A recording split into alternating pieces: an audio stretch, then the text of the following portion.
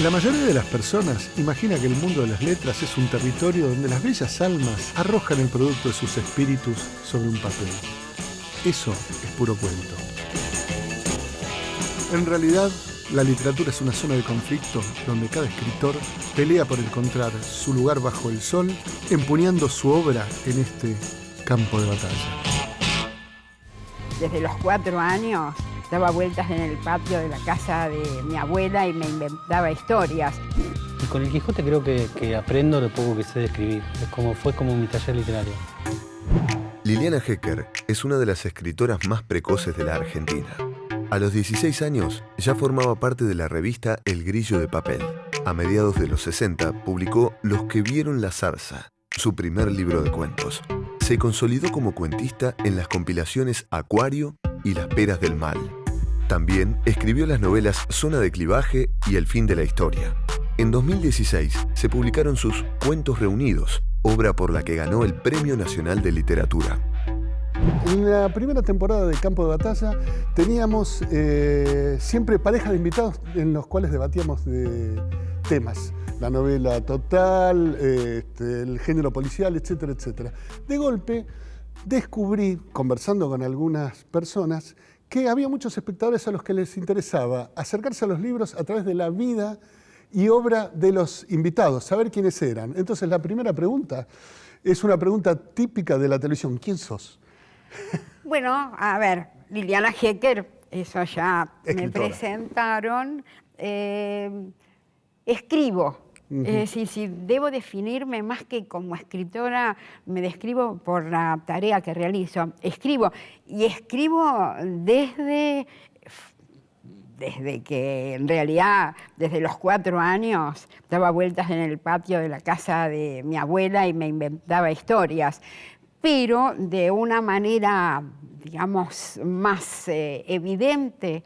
También empecé bastante temprano porque a los 16 años descubrí una revista literaria, el primer número de una revista literaria, leí el editorial y sentí que esa era mi revista, El Grillo de Papel, exactamente, dirigida por 4 ilustres desconocidos. Uno de ellos era un joven llamado Abelardo Castillo, que me llamó por la carta que yo había mandado, y un poema muy malo.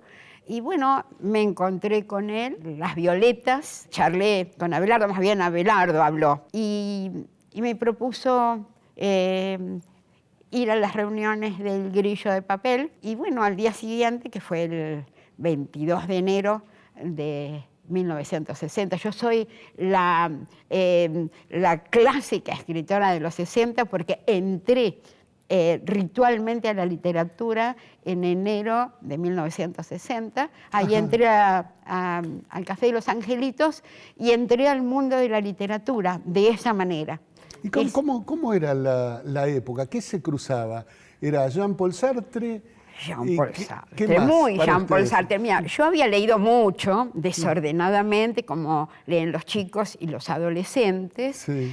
Pero ahí hablaban de Sartre, de Camus, de Kafka. No había leído a ninguno de los 3. Tampoco había leído literatura argentina, nada de literatura. ¿Qué habías leído? Desde los libros para chicos, nenes, y estaba muy diferenciado en mi época, pero yo leía todo, desde Salgari, Los Tigres de la Malasia, etcétera, hasta Mujercitas, Las Niñitas Modelo, bueno, leía todo. Y después te hago una historia con mojones, leí de todo. Sí. A los 12 años, libros que me marcaron en esa época, a los 12 años leí Los Miserables.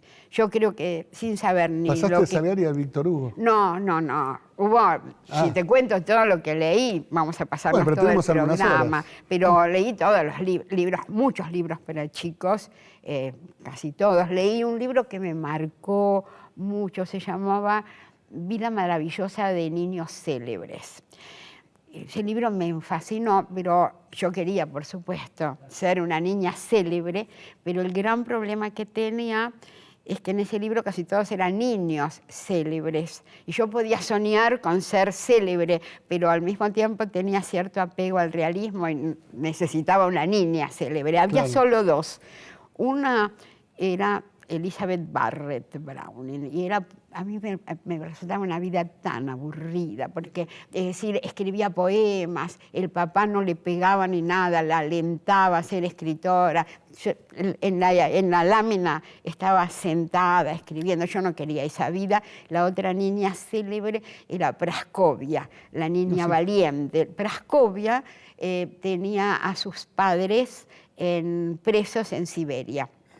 Y ella recorrió toda Rusia, desde Siberia hasta San Petersburgo, para pedir, 3 años creo que estuvo en el recorrido, para pedir el indulto, a pedirle al zar el indulto a sus padres. Y bueno, yo me identifiqué con Praskovia. Suena como una versión feminista de Miguel Strogoff, Correo del Zar, de Julio Verne. Eso, pero a mí me gustaba la aventura, fíjate vos. No, eso lo digo para que se entienda que yo escribía, era, digamos, necesitaba, me encantaba hacer composiciones, escribir poemas. No me sentía escritora. Me identifiqué más con la niña valiente, que era Praskovia, que con Elizabeth Barrett. En realidad, uno es escritor para los otros, pero uno realmente se siente escritor cuando está escribiendo. Cuando no está escribiendo, bueno, es un poco... Cuando uno no está escribiendo, más bien duda, ¿no? Y sí, sospecha. uno duda. Lo que pasa es que cuando pasan los años, uno empieza a ser reconocido como escritor por los otros, pero mejor no creérsela, ¿no? Es decir, un escritor es escritor cuando está... Para uno mismo, uno es escritor cuando está escribiendo. ¿Y cómo fue para vos entrar en el Grillo de Papel? Porque era un universo masculino. Absolutamente. Mirá, yo siempre cuento que cuando yo iba a las reuniones, tenía muchos problemas en mi casa, por supuesto, porque como todo gente adolescente. Desconocida, ¿no? Nada que ver con el mundo, que venía a ser mi mundo, yo volvía tarde. Bueno, pero las reuniones estaban compuestas por los jóvenes escritores, las novias de los jóvenes escritores y yo. Había sí una poeta que venía que era del Panduro, ahí estaba Hellman, Sylvain, Juana Viñoz, una poeta excelente, buenísimo, pero ella, yo la sentía, no solo físicamente, era mucho más grande que yo, era muy alta, era mayor que yo y ella ya era una poeta y de vez en cuando venía, pero en realidad a las reuniones así de manera, digamos, continua, la composición era como yo te decía, es decir, y yo era muy jovencita, cumplía al poco tiempo 17 años y tenía un aspecto de menor todavía de lo que era, ¿no? Sí. Para mí fue un incentivo. No tanto en el Grillo de Papel, donde lo que más hacía era escuchar a los otros. Hablaban, en efecto, de Sartre, Camus. Yo me iba a la librería Fiorentino, que estaba en Caballito. En esa época los libreros sabían mucho de libros. Sí. Y entonces le decía a Sartre, ¿qué es lo que tengo que leer? Me daba libros de Sartre, Camus, me daba libros de Camus. Y yo me iba fogueando en ese mundo que estaba conociendo. También autores argentinos. Yo había leído mucho, pero ningún autor argentino, salvo los poetas del Panduro, Hellman, Sylvain, que eran actuales, y que de pronto me mostraron que ese mundo que yo tenía era posible, ¿no? Hablaban de cosas que tenían que ver con mi mundo, pero Borges, Art, yo no los había leído, así que ahí empecé a leer a Borges, empecé a leer Art, y eso pasó en el Grillo de Papel, en el último número de Grillo de Papel. Yo era secretaria de redacción. Pasó una anécdota muy divertida, porque había varios hombres, se habían ido 2 directores, quedaban de directores Abelardo Castillo y Arnoldo Lieberman. Sí. Y pensaban poner un secretario de redacción, y había varios que codiciaban el cargo, y había una discusión, yo estaba ahí, y de pronto Abelardo me dijo, ¿vos pensás que algún día vas a dirigir la revista? Le dije, sí. Me dice, bueno, vos sos la secretaria de redacción. Ese fue el último número que salió del Grillo. Sí. Al año siguiente, ya ahí decidimos con Castillo fundar el Escarabajo de Oro. Y ahí ya empecé a hacer críticas, empecé a ser bastante dura como crítica. A los 19 años le hice una crítica muy dura a David Viñas. David, después fuimos grandes amigos, pero en esa época David, que era muy hemingwayano, un macho y arreglaba, cabrío, sí. exactamente, arreglaba todas las piñas. Claro, yo le hice una crítica durísima, él no me conocía. Cuando me vio, ¿qué iba a hacer? No me podía pisar, nomás no me podía pegar. Yo me di cuenta que me miraba y ¿y esto? O sea, porque, ¿sabés qué pasa? Hecker es un apellido que suena alemán, en realidad no es. En realidad, mi familia es de origen judío-ruso. Bueno, suena alemán. Sí. Y yo era muy dura criticando. Entonces, yo creo que me imaginaban como una valquiria. Cuando me veían, se quedaban medio sorprendidos. Pero ahí yo ya empecé a sentirme, no sé si me sentí segura de mí misma o me hice la segura en una generación de varones, y varones duros, Piglia, Briante, estaba Martini, excelentes escritores, pero eran más violentos en sus temas, ¿no? Pero bueno, yo no puedo decir que me sintiera mal de ninguna manera, me sentía bien. Ahora te tengo una pregunta, porque pensando en términos, vos hablaste de las lecturas y hasta estamos haciendo un poco de historia de los 60. Sí. Y de alguna manera podría pensarse que vos sos como escritora, no sé, y esto te lo pregunto, sí. Yo no sé si sos prefeminista, protofeminista, vanguardofeminista, o sos la escritora que trae temas que no tienen que ver con esa cuestión masculina, viriloide. A ver, yo siempre dije, bueno, varios feministas quieren que yo sea feminista y reconocen cosas feministas en mi obra. Yo digo, bueno, de alguna manera debo ser una feminista de hecho, porque me instalé en un mundo de hombres sin pedirle permiso a nadie, ni para polemizar con Cortázar, ni para criticar a Viñas, es decir, ni para criticar a Marta Lynch, no es que fuera contra varones. Lo que pasa es que para mí ser mujer y escribir era lo más natural del mundo, no me parecía conflictivo, pero una vez me vinieron a hacer una entrevista, muy en el principio, ni sé si había publicado mi primer libro, por ahí sí, y entonces me salió una nota sobre las mujeres, supongo. Entonces me preguntaban qué leen las mujeres, cómo escriben las mujeres, y yo me sentí un chimpancé. Dije, no puedo dar cuenta de mí misma, ¿cómo voy a dar cuenta de todas las mujeres? A ningún varón le preguntan qué leen o escriben los varones. Exactamente. Entonces me di cuenta que aunque ser mujer y escribir no era conflictivo para mí, se ve que era un conflicto para los otros. Y a raíz de eso yo escribí Las hermanas de Shakespeare, hablando sobre las mujeres y la literatura. Eso ahí aparece de manera explícita, un problema que sin duda era un problema que me concernía. Y de manera literaria, digamos, aparece muy tempranamente cuando se me ocurre primero como tema de cuento lo que muchos años después iba a ser Zona de Clivaje. Hablemos un poco de eso. Bueno, en realidad aparece como un tema de cuento. Yo estaba leyendo Extraño Interludio, la obra de O'Neill, que después nunca la releí, tiene 9 actos, es impresionante. Y leí una frase de la protagonista, Nina, no sé cuál era la frase, y ahí se me ocurrió un cuento en el que una mujer, para mí tenía una edad ya bastante, 27 años, era en la primera idea, es la amante y al mismo tiempo la confidente de un don Juan, de un seductor, que tiene ya 40. Se han conocido cuando ella tenía 17 y él 30. Y ella, es decir, lo que pasa es que tener a don Juan, en tanto don Juan, es compartirlo. Y a mí lo que me interesaba era plantear una mujer muy cerebral, pero al mismo tiempo que siente unos celos terribles cuando él se va a acostar con una adolescente. Es decir, el conflicto que tiene una mujer entre, yo en ese momento lo planteaba entre su cerebro y sus tripas, y después, años después, dije, no, es el cuerpo. Para una mujer el cuerpo es trascendente. Nos formamos, supongo que hombres y mujeres, ¿no?, con libros en que el cuerpo estaba desdeñado en función del alma o de la mente, pero yo sentía, y sigo sintiendo, que el cuerpo es absolutamente trascendente.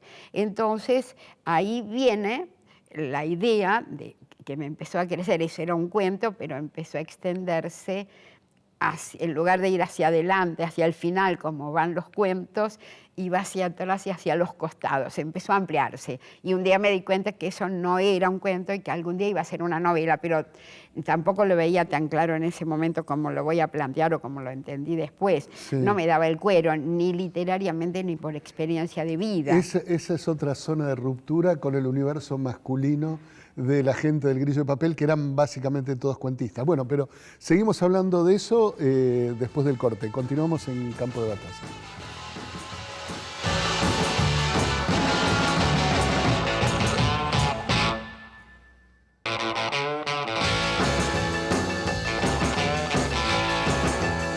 Continuamos con Campo de Batalla, un programa de libros, sobre escritores y con escritores. Y seguimos, por supuesto, con Liliana Hecker. Liliana, acabás no, porque hace un añito salieron tus cuentos reunidos. Es una especie de desafío y homenaje. ¿Cómo te lees a vos misma en esta especie de antología que reúne cuentos inéditos, varios libros de cuentos y cuentos no publicados? Sí, leerme no me leo, pero sí siento que de alguna manera en esta reorganización que hice, de la que voy a hablar enseguida, hago una especie de mapa personal sí. de mi historia. Están, sí, en efecto, como vos dijiste, Daniel, los cuentos publicados en mis 5 libros y también algunos inéditos, pero no quise que estuvieran por libro, como si fuera una especie de cronología, sí, sino que cada cuento hablara por sí mismo. Entonces los reorganicé como si fueran una totalidad. Un libro nuevo tiene 3 partes con 14 cuentos cada uno. Soy bastante maniática para eso, que están ordenados según el título de 3 cuentos que me parece que son títulos aglutinantes. Uno es La fiesta ajena, que tiene todos estos cuentos en que la fiesta es de otro. Exactamente. De distintas maneras, porque tiene tanto el cuento es La muy fiesta ajena. Sí, muy ese lindo. cuento está publicado en todos lados. Sí. Como, por ejemplo, Los que vieron la zarza, en que hay un boxeador que en realidad ha querido ser muy grande y siempre pierde. La otra parte es Vida de familia, donde de alguna manera, es decir, son cuentos en que el centro es la familia, con todo lo que tiene de conflictivo el mundo familiar, ¿no? A mí me parece un mundo muy rico, sí, el de la familia, porque en apariencia es lo más normal y lo socialmente más admitido, pero sin embargo... En tu esquema tripartito y ligado a Dante, ¿la familia qué sería? ¿El cielo? No, yo creo que es un limbo, poco el infierno? todo. No, es un poco, a veces puede ser el cielo, puede ser el refugio, y a veces es un infierno. No sé si es tan purgatorio, pero que cielo e infierno puede ser, creo que sí. Y en la tercera parte se llama Arte Poética y son cuentos que de alguna manera tienen que ver con la creación desde distintos ángulos y están a su vez separados, digamos, por mis 3 nouvelles, que son La muerte de Dios, La crueldad de la vida y Don Juan de la Casa Blanca. Sí. Entonces hice un orden nuevo. También algunos cuentos, sobre todo los anteriores, los primeros, están revisados algunos. Sí. Y hay también varios cuentos inéditos. Y tiene un prólogo hermosísimo de Samantha una de tus exalumnas, Samantha Schweblin. Exalumna, sí, Samantha es una de mis queridísimas alumnas. O sea, es que los talleres han creado, además de escritores notables, vínculos entrañables. Sí, yo creo que se crea un vínculo que no se parece a otros.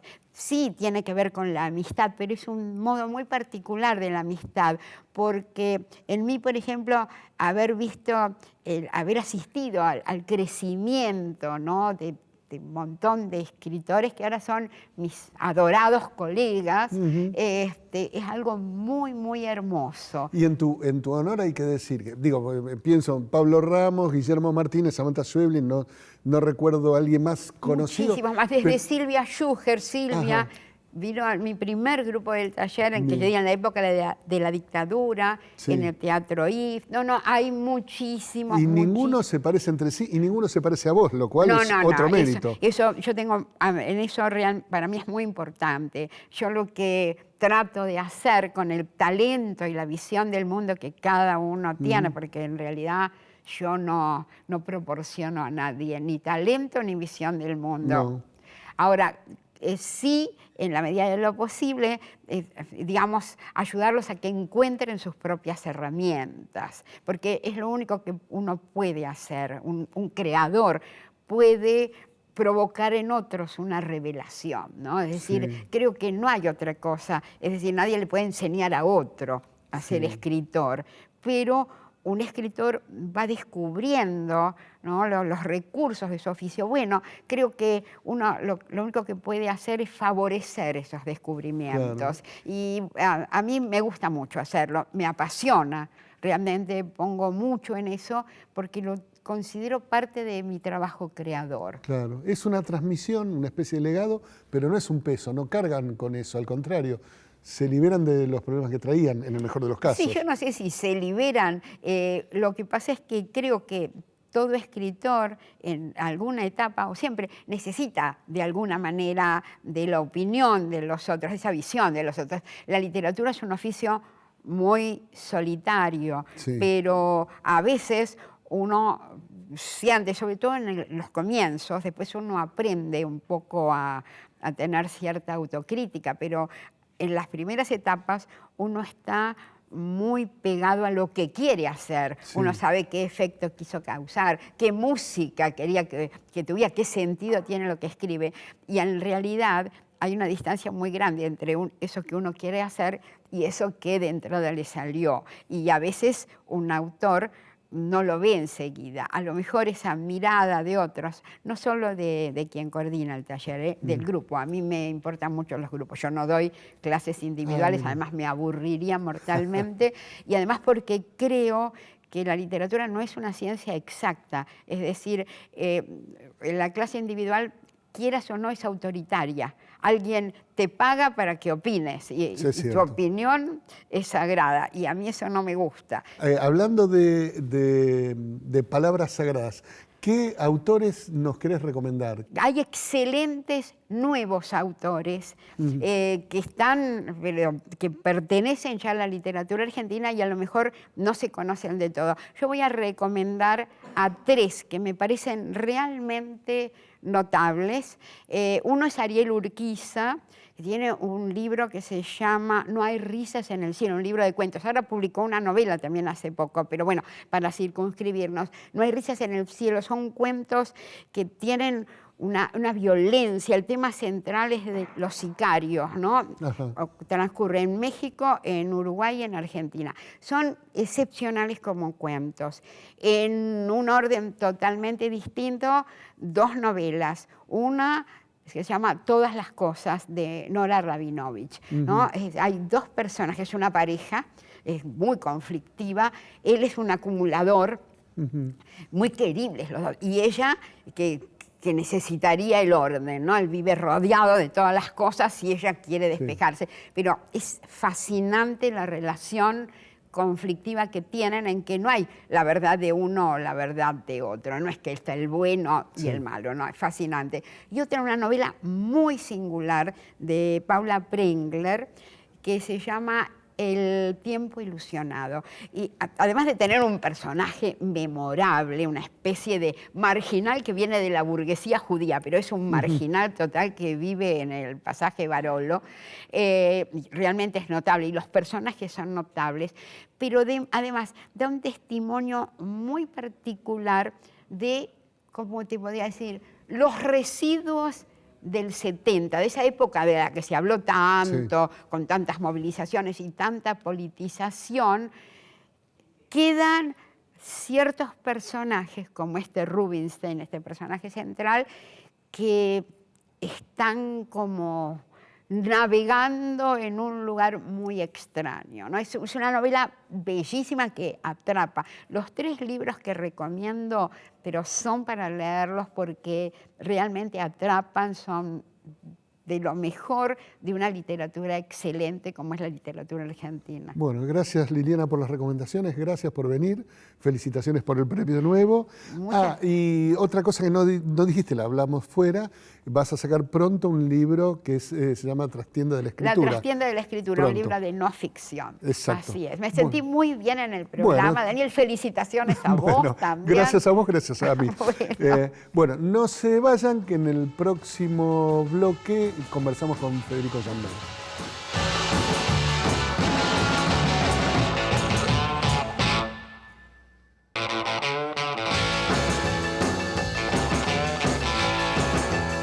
Federico Jan Mer nació en Varadero en 1957. Estudió letras y a los 33 años publicó Miguel, una biografía ficticia sobre Cervantes. Con su novela Mitre obtuvo el premio especial Ricardo Rojas. También ganó el premio MC por Vida Interior y el premio Clarín Novela por Más liviano que el aire. En los últimos años publicó varios libros más, como Fernández mata a Fernández, Tacos altos, Amores enanos y La creación de Eva. Estamos con Federico Jan Mer, para los que le gustan los juegos con las esdrújulas, un autor a la vez versátil y prolífico. ¿Qué haces, Fede? ¿Cómo andás? Bien, bien. ¿Te gustó la definición? Sí, justa. ¿Injusta? No, muy justa. Muy justa, ¿no? Sí, sí. Sí, sos un autor de un registro narrativo completamente amplio y medio desconcertante.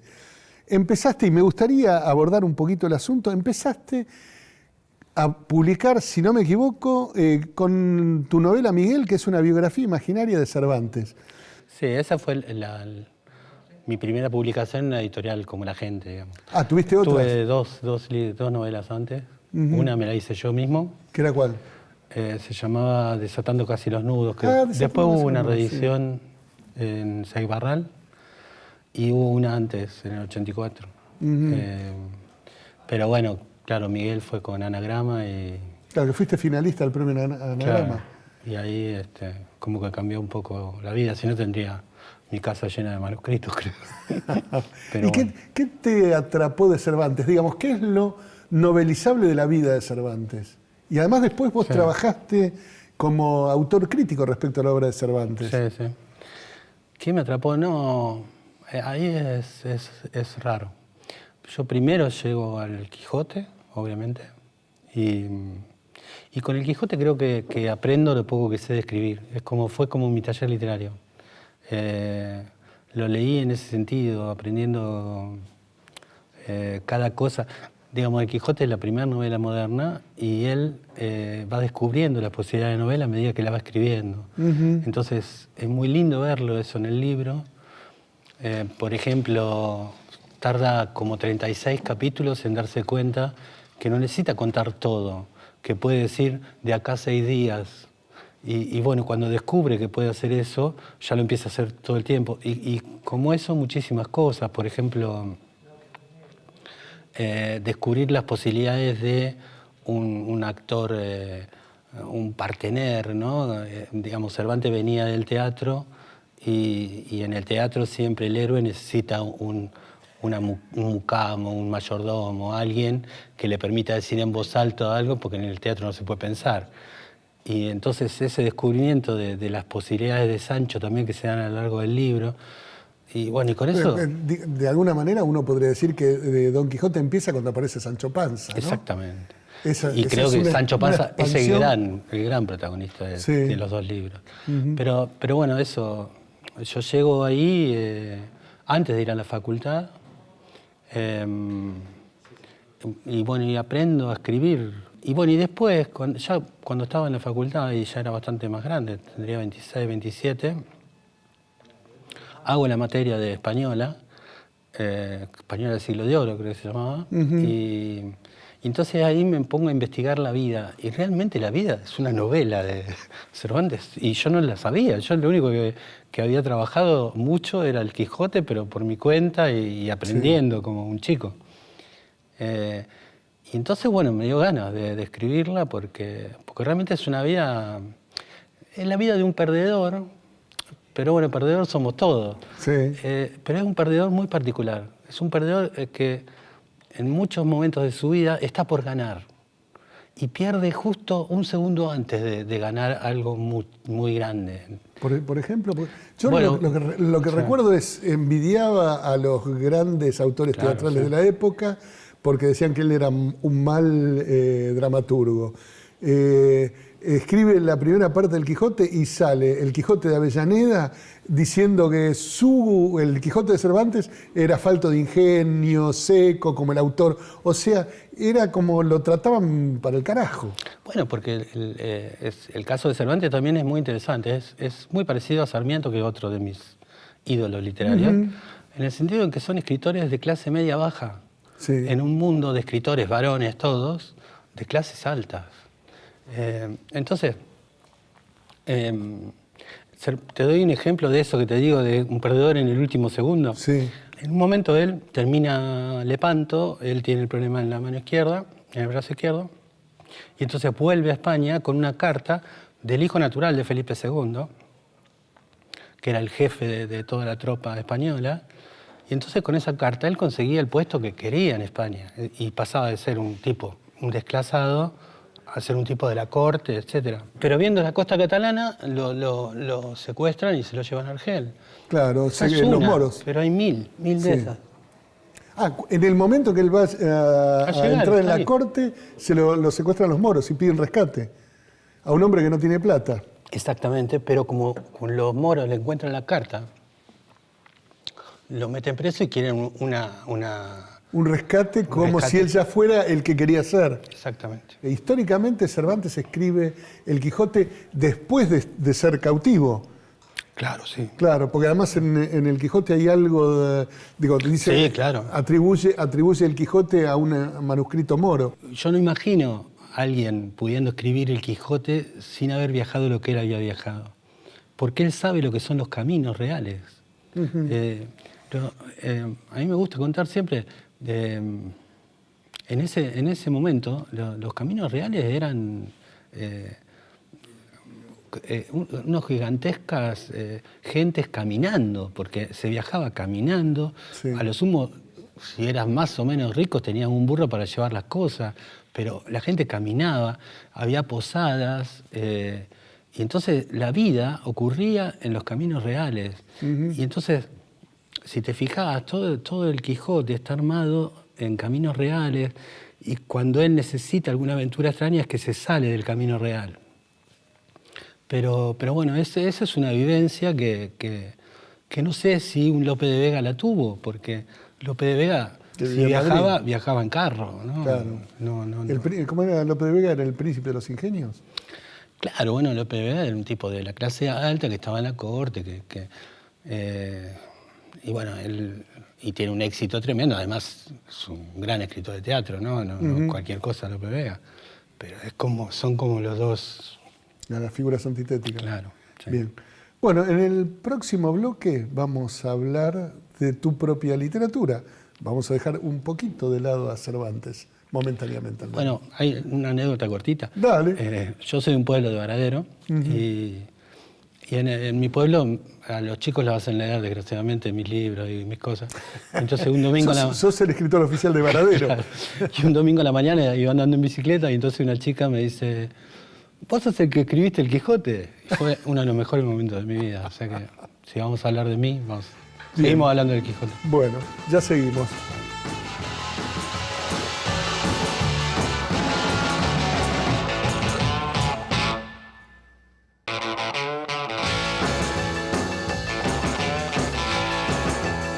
Publicaste 20 y pico de novelas y viéndolas y comprobando que no leí la mayoría, empecé a sentir un temblor, porque a mí me pasa lo mismo y pienso, ¿cuándo va a llegar el momento en que ni nosotros mismos nos acordemos de los títulos de nuestras novelas? No falta tanto. No falta tanto, ¿no? ¿Cómo se siente uno en el principio de su propio fin y al mismo tiempo continuando? ¿Cómo es para vos seguir escribiendo después de haber publicado 20 y pico de libros? Está buena la pregunta, porque me la hago con cada comienzo de novela. A mí me gustaron muchos escritores. Hay uno que me gusta mucho, que es Bryce Echenique, el peruano, del cual soy muy amigo además. Pero hubo un momento en el cual ya no me entusiasmó tanto leerlo porque se repetía. Y entonces tengo ahí como la cosa, como la espina de no hacer lo que no me gustó ver en otros, ¿no? Entonces trato de que cuando me siento a escribir algo nuevo, cuando me doy cuenta que ya lo hice, trato de hacerlo distinto o de no hacerlo. A veces me sale, a veces no. Pero sí, es algo que tengo muy presente, el hecho de, bueno, tengo todo esto, quiero más porque todos queremos escribir mientras podamos, sí. pero quiero más en un sentido, no sé, tratar de hacer algo que me implique algún riesgo, que sea distinto al anterior. Por ejemplo, ahora sí. terminé de escribir una novela sobre la Segunda Guerra Mundial, sobre una batalla de la Segunda Guerra Mundial, que creo que no tiene nada que ver con todo lo que escribí, y eso me pone muy feliz. Y además es la más larga de todas las que escribí, cosa que me pone muy feliz, porque, siempre ha sido un complejo que tenía, que no puedo escribir largo, y bueno, llegar a 400 páginas me parece, para mí... Como si fuera una prueba de resistencia superada. Sí, hay unos escritos de Monterroso en el cual dice más o menos eso, lo estoy copiando, creo, en el fondo. Pero sí, a mí siempre me costó. Leyéndote eso y escuchando esto que vos decís sobre tratar de no repetirse, me acordaba de una frase de Georges Perec. Georges le hace una entrevista y Perec dice, yo trato siempre de escribir libros distintos. Entonces cuando yo lo leí pensé, pero entonces siempre hace lo mismo, tratar de escribir libros distintos. No, y hay otro problema que es que aunque formalmente uno trate de hacer cosas distintas, finalmente los temas que te importan son siempre los mismos, son 2 o 3 que te aparecen de una manera o de otra en todo lo que hagas. Y eso sí, eso no se puede cambiar porque uno no puede inventarse importancias en cosas que no tienen. Sí. Eso es raro. Sí, cómo hacerlo. Antes de hablar con vos había entrevistado a Liliana Hecker y Liliana Hecker participó del Escarabajo de Oro, el Ornitorrinco, el Grillo de Papel, y creo que en la divisa de el Ornitorrinco o bien del Escarabajo de Oro, ya no me acuerdo cuál era una frase que decía, uno debería ser siempre un poco improbable, ¿no? Y ahí es esa voluntad de transformarse. Y al mismo tiempo, esto que vos decís, se encuentra los rastros del cuerpo en fuga del mismo escritor tratando de ser otro, ¿no? Claro. En tus textos yo encuentro siempre, digo, esa voluntad de diferencia y al mismo tiempo el proceso de otras lecturas. Por ejemplo, ahora leí Fernández mata a Fernández, que acaban de publicar en Tusquets, y yo tuve todo el tiempo la impresión de que habías leído Cae la noche tropical de Manuel Puig, hacía poco. Seguro. No, hace mucho. Hace mucho, o que hay algo de Manuel Puig saludando desde el más allá. No sé si es cierto. Bueno, por la levedad, la soltura, la voz. Creo que es cierto, y es cierto para cualquier escritor argentino. No sé vos qué puedes decir al respecto, pero digamos, son nombres y literaturas muy importantes en un sistema literario que no es tan abundante en el pasado. Yo creo que Puig es un tipo de los importantes en mi biblioteca personal. Sí. No la leí hace poco, pero la estructura dialogal de la novela, esta novela salió por primera vez en 2011. Sí. Antes había salido Más liviano que el aire en 2009.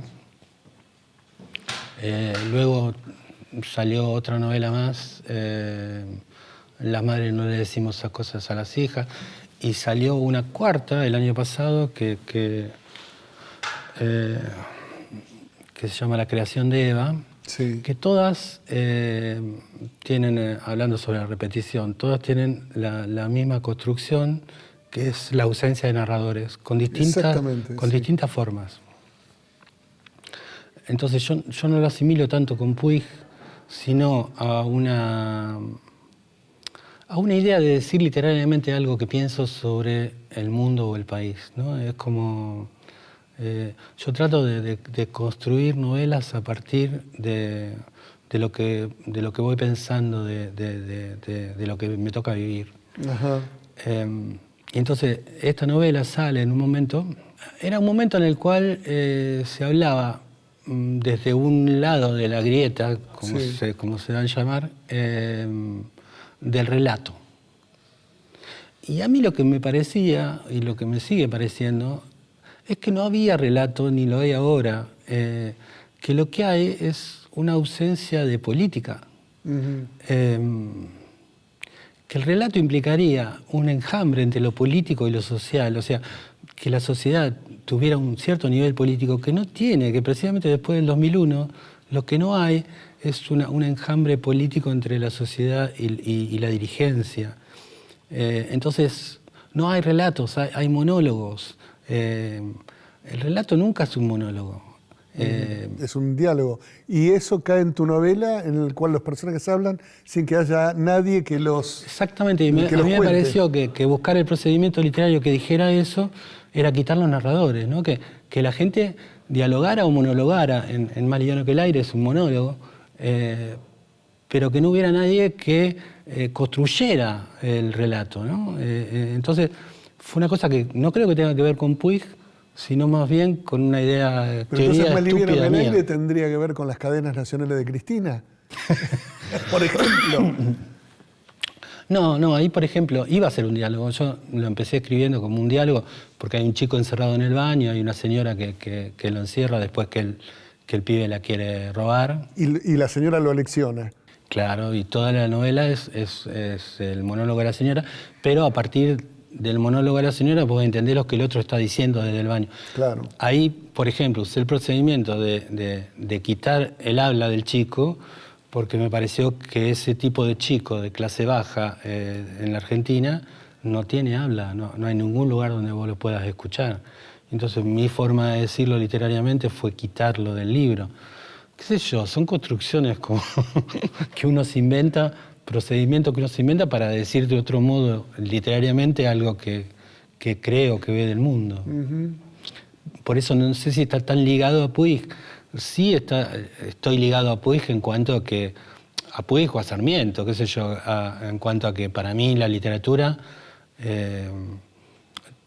tiene que hacerse a partir de lo coloquial. O sea, no me gustan las literaturas muy despegadas de lo coloquial. Bien. Escúchame, Sombra Terrible de Fede Jammer. ¿Qué libros nos vas a recomendar ahora? Bueno, te traje dos de los últimos así que he leído. En realidad, sí, en los últimos meses creo que son los dos que más me gustaron. Ajá, ¿qué son cuáles? Bueno, tengo este que es de Fernando Garriga, que se llama Las invasiones ranqueles según mamá. Las invenciones ranqueles según mamá. Invasiones. Las invasiones ranqueles según mamá. Eso es una novela absolutamente fragmentaria, donde él cuenta, creo que son 80 y pico, 90, escenas de su vida, familiar o personal. La primera que le da el título al libro es, ellos viven en la zona norte, Olivos, Vicente López, no queda muy claro en el libro. Y de repente llega una cuadrilla de sur, ponen de norte, no sé de qué, y ponen una carpa en un árbol que está al lado de la puerta de la casa. Y entonces la madre se pasa diciendo, estos negros se vinieron a quedar, nos van a invadir. Y eso le da el nombre a la... Es un libro muy político, pero extraordinariamente escrito, haciendo como un repaso. Hay un padre marino que no tiene una relación directa con la dictadura, pero que la tiene en algún sentido como cualquier marino en esa época. ¿Y el otro? ¿El otro libro? Y el otro es Yunga, de Martín Sancia Kawamichi. Y bueno, es una novela japonesa, escrita por un argentino. Todos tenemos novelas chinas, pero japonesa creo que es la primera. Yo saco una a fin de año. ¿Sí? Con perdón del Entonces son dos. Son dos. Tiene unas cosas, es muy, muy impactante. Digamos, es todo lo políticamente incorrecto. Hay unos señores japoneses tremendamente malos. Por ejemplo, hay uno que que le compra 4 hijas a un viejo y las sube a un árbol y las tiene desnudas en el árbol. Y abajo unos monos gigantes que son malísimos y que si alguna de ellas se porta mal o no hace lo que él quiere, son capaces de hacerle cualquier cosa. Está muy logrado, digamos, el imaginario japonés, ¿no? Vos lo lees y decís, esto está escrito por un japonés. A mí me gustan los libros, y los dos que traje lo tienen, con un cuidado especial por la escritura, ¿no? A veces hay escrituras ahora que no me llegan tanto porque... Pero esta sí. Pero esta sí, porque en un momento se puso como de moda que la literatura parece que es escribir y no fijarse en lo que uno hace. Me convenciste, vamos a tener que invitarlos al programa. Bueno, gracias Federico. Seguimos en campo de batalla, pero la semana que viene. Nos vemos. Y gracias.